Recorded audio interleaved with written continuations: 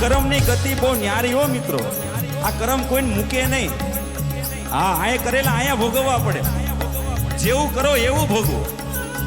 ઘણાને બહુ વેમે હોય ગંગામાં નાવાથી પાપ ધોવાઈ જાય.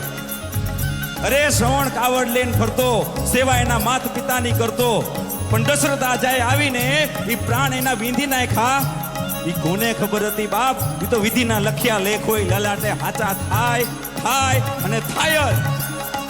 આજ બોલેલું કાલ પાછું આવે, આજ વાવેલું કાલ ઉગે.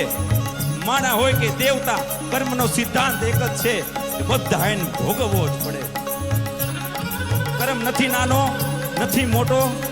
કર્મ કોઈને બદલી ન હોગે. તમારા કર્મ બીજા કોઈ ભોગવી ન જાય, કોઈ બદલી ન જાય. માણાનો એક જ ધર્મ છે કે કર્મ સુધારે.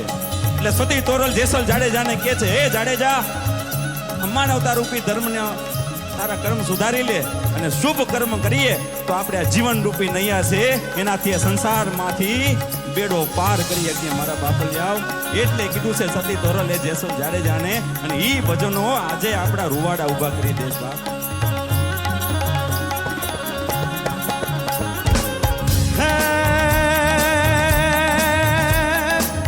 પુણ્ય પાપ ઠેલાય જાડેજા, પુણ્ય પાપ ઠેલાય રે. ઓ